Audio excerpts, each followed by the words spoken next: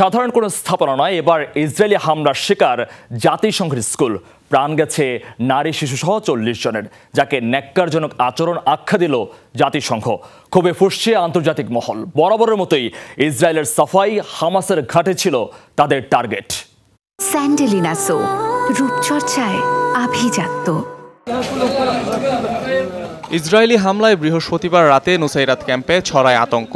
এবার টার্গেট জাতিসংঘ পরিচালিত একটি স্কুলের ভবন। হামলার সময় তাতে আশ্রিত ছিলেন ৬,০০০-এর বেশি ফিলিস্তিনি। প্রাণ যায় ১৪ শিশুসহ কমপক্ষে ৪০ জনের। তাতেই আন্তর্জাতিক মহলে ওঠে নিন্দার ঝড়।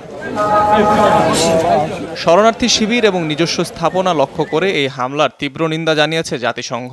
দাবি, আরও একটি ন্যাক্কারজনক উদাহরণ প্রতিষ্ঠা করল নেতানিয়াহু প্রশাসন।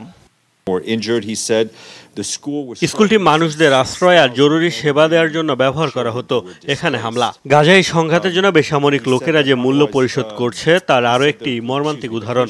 যা দেখলাম তাতে মনে হচ্ছে আর কোনো নিরাপদ স্থান নেই। চুপ নেই ইসরায়েলের পরম মিত্র যুক্তরাষ্ট্র।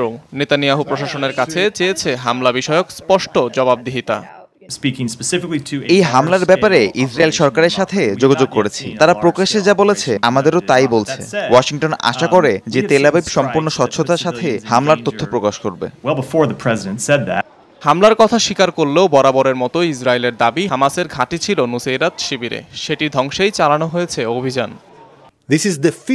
গোপন তথ্যের ভিত্তিতে স্কুলটিতে হামলা চালাই।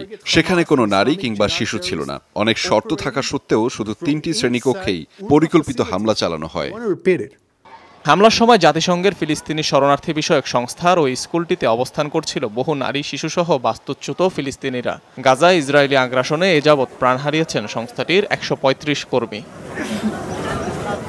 অনিক রহমান, যমুনা নিউজ।